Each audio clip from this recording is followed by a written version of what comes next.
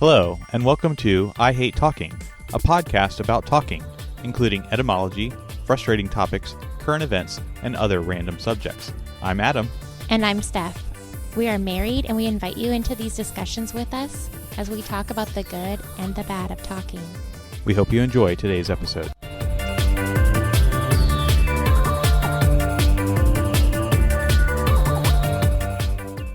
Welcome to episode 21 of I Hate Talking. Hi, everyone. So we are going to continue our theme of fatigue, and similarly to what we discussed in terms of change fatigue last time, we are going to be talking about yet another type of fatigue related to the human psyche, and that is decision fatigue. Oh, man. So what is decision fatigue? I feel like I have it a lot. It's when you have to think, or how I describe it, is when you just get exhausted from having so many choices. Like, even just the amount of choices we make every single day, from when you wake up to what you put where, what you have for breakfast, when you leave the house. All these little things could really add up and be exhausting. And then obviously there's like big decisions too that you have to make within that. Yep, so there is probably two different things that you're getting at there. One is truly decision fatigue, and the other thing that you described at the start of that discourse is actually probably more aptly described as paradox of choice or choice overload. Okay. So what's the difference between those two?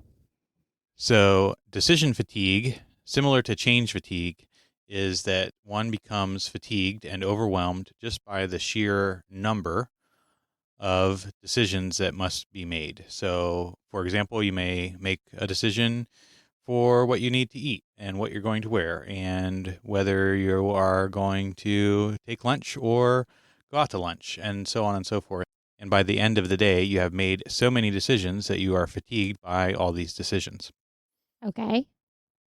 The paradox of choice, which is also known as choice overload, is when you are encountering a decision that has a number of different options, and those number of different options is what is overwhelming you. Yeah, I mean, possibly. But I think even just like having to decide another thing. Yes, that would be decision fatigue, as you have yet another decision before you that you must make some sort of decision. Okay. But perhaps, right, there is a little bit of overlap there. So similarly to what we discussed with change fatigue, it's not only the number of changes, but also the complexity or unpredictability of said change. And similarly, maybe if there are complex decisions or they have this aspect of choice overload, that does cause the decisions to become harder, and therefore, even though there may be fewer of them because they are complex decisions, it leads to higher decision fatigue. Okay. So what can happen when you do encounter decision fatigue is that the quality of your decision may go down, as well as one just becoming overwhelmed with making yet another decision. And this can cause people to either become drained or put off the decision or procrastinate making a decision, or in some cases, right, just have paralysis in making a choice at all. And they will either abdicate their decision making and perhaps put that on somebody else, or they'll make a decision that is not high quality, or like I said, just put that off until later. Right. Okay. So are there any particular instances where you've encountered decision fatigue, and what are those decisions made up of? Well, I think this is a popular topic in the mom sphere, at least the mom groups I'm part of,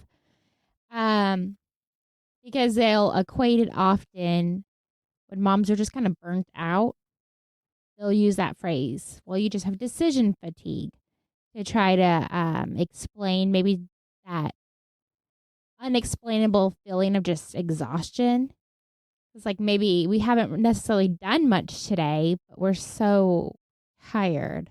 Our brains are tired. And I think, like I was saying earlier, like just from what meals to cook, what clothing to put on you and the kids, what chores to do, like all these little tiny choices add up in our brain.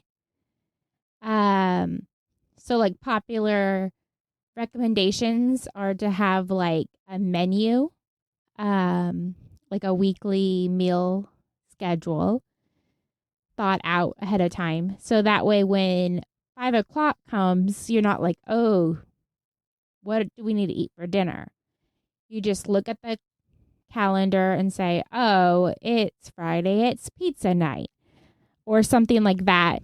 Little changes like that can really just take those tiny decisions away and free up our mental space, or free up our even our emotional space to do other stuff. Precisely. And that actually is interesting that you mentioned food, because that is one of the most often cited examples within this topic of decision fatigue, is choosing what to eat. Yeah, that's so hard. I love all those memes that will say things about like, I hate waiting for mom to cook dinner, and then I realize I'm the mom and I have to go cook dinner. Because I feel that. I'm like, I just want someone to tell me what to cook and when, and I'll do it. I don't want to have to be responsible for 3 meals plus snacks 7 days a week. Exactly. So making decisions on meals and what we are going to eat, perhaps something that is more in the forefront of our mind as we are trying to make decisions in our everyday life. It's interesting to note that the American Medical Association actually has some estimates that an average person makes 35,000 decisions per day. Oh, wow. That sounds intense. But I guess if you're counting, like, would they count, like, do I brush my teeth first or do I wash my face first? That would be a decision, right? Would those count? Yes, those would count. Those minute decisions in terms of order of operations, or if you're even going to do something. I think they would also count a number of decisions that we make when we are driving. Am I going to go in this lane or that lane? Am I going to use my turn signal or not? Am I going to go through the yellow light or slow down? And all those tiny micro decisions that we make on a daily basis are included in that number. Okay. They also cite that life has become more complicated, and that, in fact, part of things that companies do in order to try to sell us things is to give us more choices and therefore fulfill the niche of a particular consumer, so that, in fact, we could get a burger with cheese or no cheese, or onions or no onions, or we could have it our way, so to speak. That actually adds to decision fatigue, just because there are certain sales cycles that actually will try to increase the number of decisions that we have in order that they can make that sale. Okay. Yeah, that makes sense. The restaurant chain In-N-Out is, I've always appreciated it because the question is, you get a burger. Do you want cheese on it? And are you hungry enough for like 2 patties? And there is like a whole quote unquote secret menu there that you can add other stuff to it. But just as a whole, it's, do you want French fries? Do you want a cheeseburger, hamburger? Do you want a soda or milkshake? And those are your choices. And it's just easy and comforting. And it's nice when you have a group too, because you're not taking a billion orders. You can just say 4 cheeseburgers with onions. Indeed. And I think in those simplistic menu choices, I will actually typically get the exact same thing every time. Yeah. Oh, especially In-N-Out, because we don't get it very often. It's not local for us. But we have our menu. We could tell instantly what we want to eat. Conversely, another popular restaurant that has the opposite is the Cheesecake Factory. Their menu is pages long. So I know we don't eat there very often, but would you feel like would have a harder time choosing at the Cheesecake Factory, or would you feel like you would choose something different every time you go? So I think at a place like that, it would, to some degree, depend on what diet or what mode of diet I am on. So I'm sure at some point we will have a episode on the keto diet and other things because we've mentioned it many times, but never got exactly to that particular point.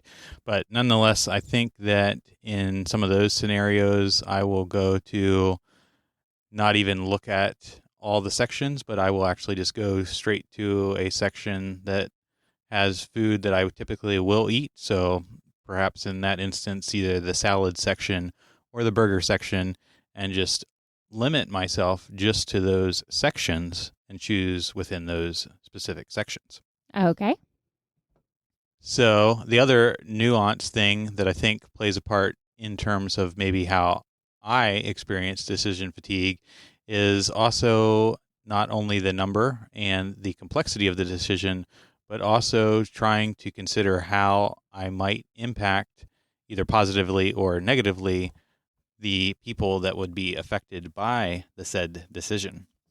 Yeah, well, that brings a whole different weight to the choices then, based on what you're thinking about and who it impacts. Is no longer a trivial thing at that point. Because there's some decisions that are trivial and won't really impact you necessarily in 10 minutes. But there's other things that will impact generations from now. Yes, I suppose there could be. What are you thinking about when you talk about generational impact? I don't know. You were just saying some of it's weighty. You feel the weight of it. And I was like, yeah, like. I don't know. I wasn't thinking of something that weighty. Well, what were you thinking of? I was thinking more in terms of, yes, in terms of like a big decision on like relocation to another state or taking another job or.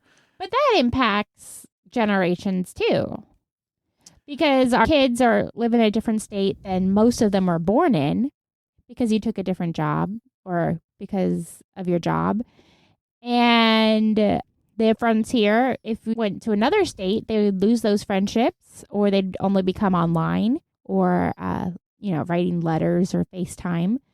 And so that would impact those relationships and all that.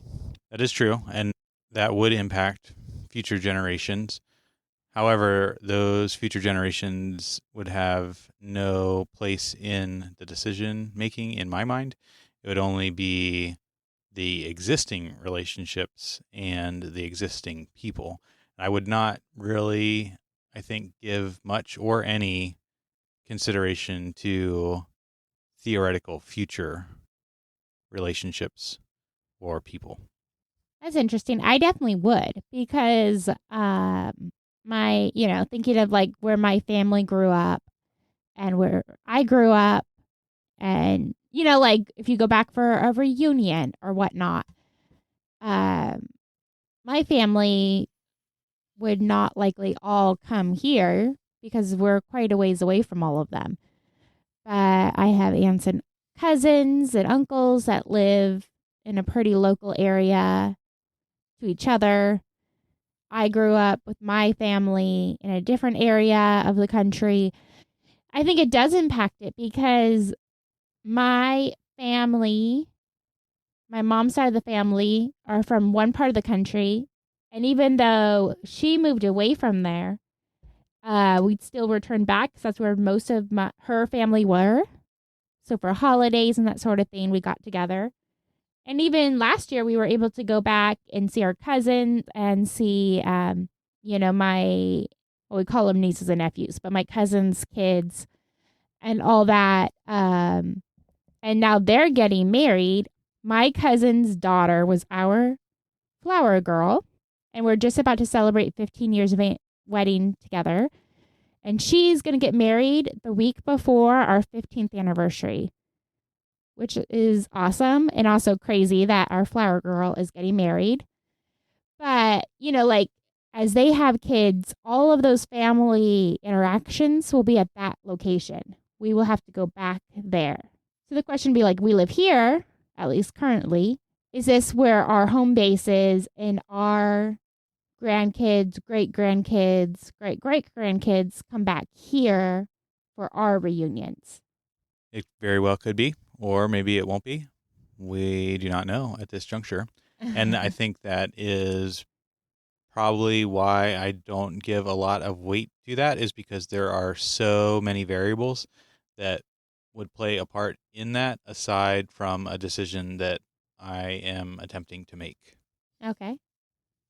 And I think that those are the big weighty decisions in terms of, a job or relocation or things of that nature. But I think that in terms of a daily decision-making process, that the decision fatigue is exponentially, or at least multiplied by the number of people that I am considering when I am making that decision. So, for example, if I'm making a decision that is exclusively to myself, for example, going back to the food example, if I'm going to eat breakfast or just have a cup of coffee, that only really impacts myself and therefore would be a relatively easy decision.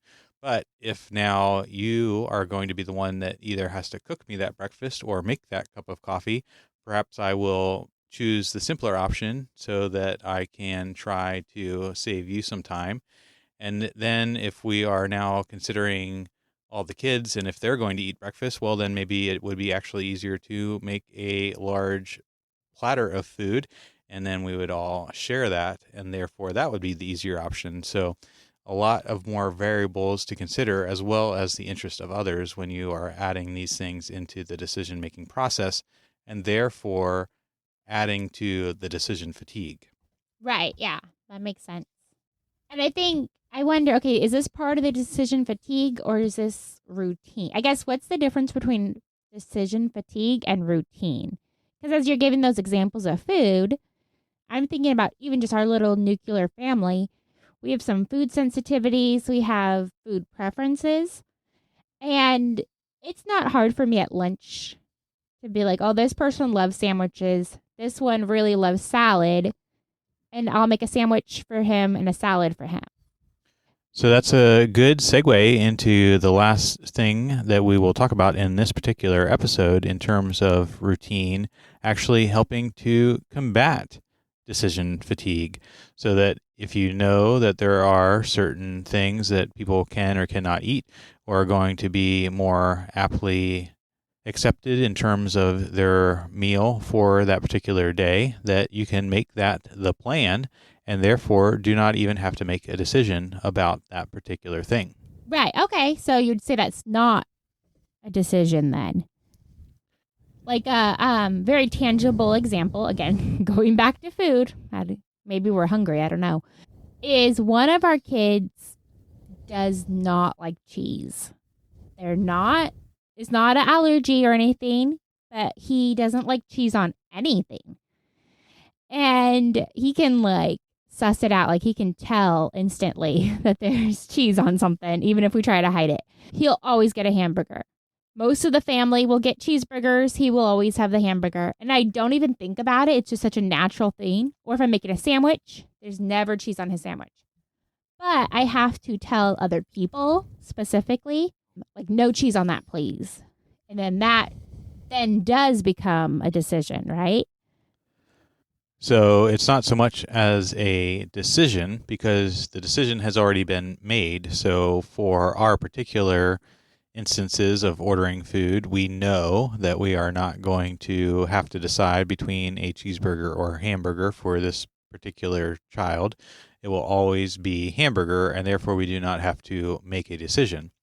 Nor will it explicitly be a decision when we are informing someone else of what their particular dietary choice is, because that choice has, again, already been made.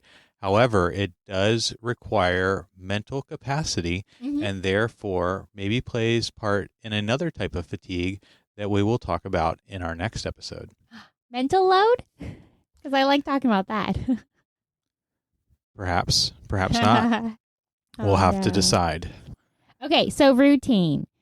So not eating cheese for him is our routine, so we don't think about it. Is there other things then that, like, I always brush my teeth first thing in the morning. That's the first thing I do. So that's not, does that count in the, what would you say, 32,000 decisions? Was that the number? 35,000. 35,000. Does that count, though, in that 35,000, even if I'm not intending, like, making that conscious choice to brush my teeth? I just wake up, go in the bathroom, and brush my teeth.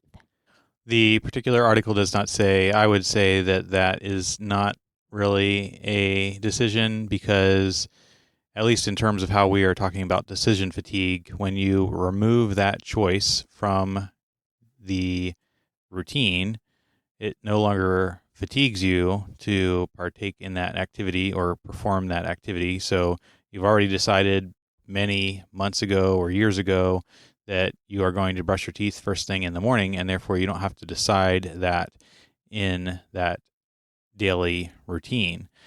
Now, the article maybe is counting that because subconsciously you're making a quote-unquote decision that are you going to follow your normal routine or are you not? But in terms of the mental capacity that it's taking to make that quote-unquote decision is far less than if you actually don't know what you're going to do when you wake up. Okay, well, like driving a car, right?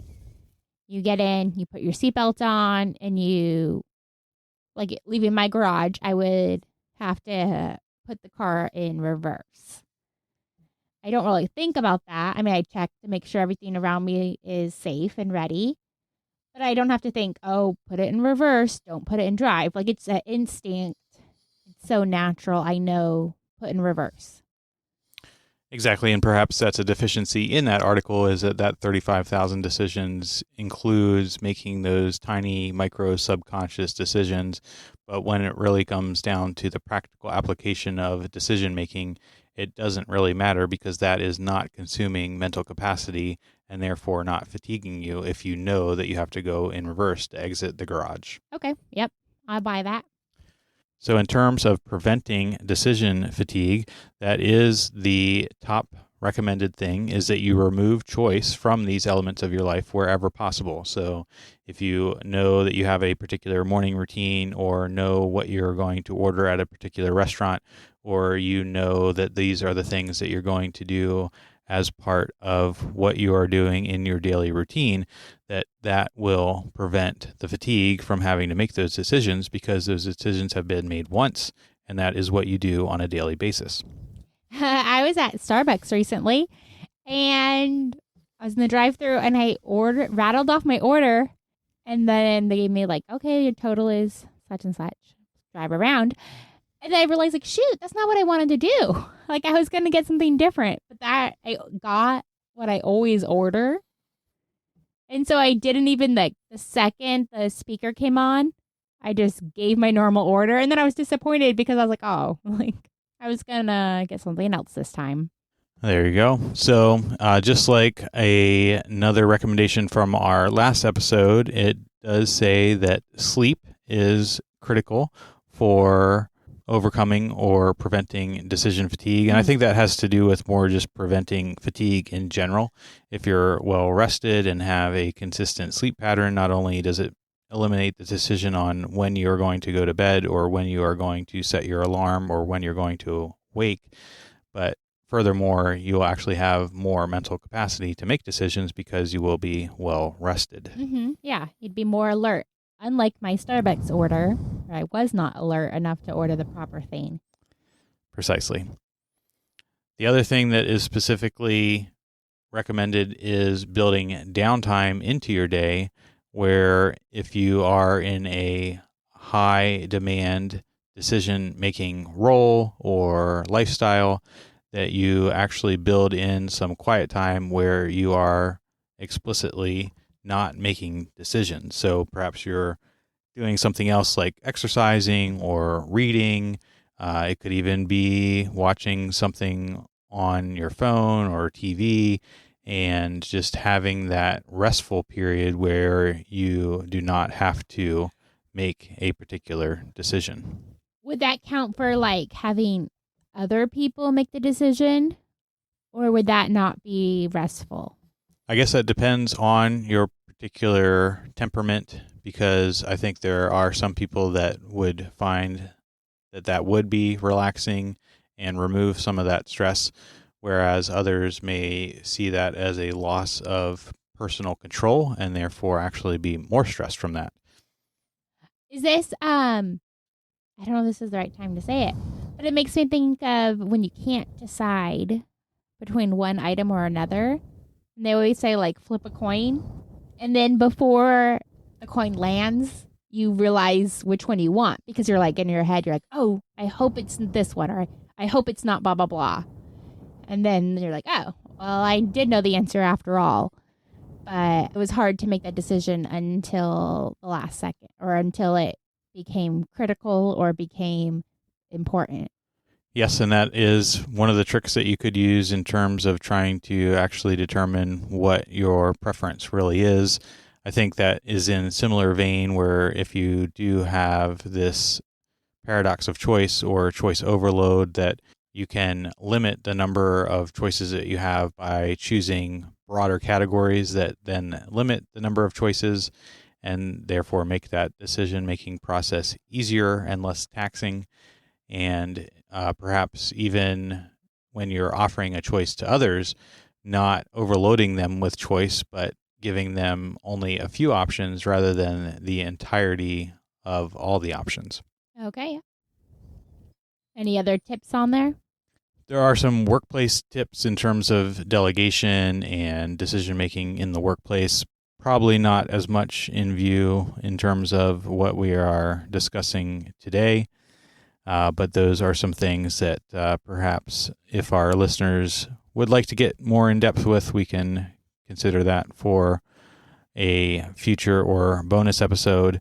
But those are, I think, the main things that we can consider, with the very most critical one being establishing routine to eliminate the need for decision making at all.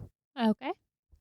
So, from your friends at I Hate Talking, until next time, remember, it is only through talking that we begin the journey to understanding.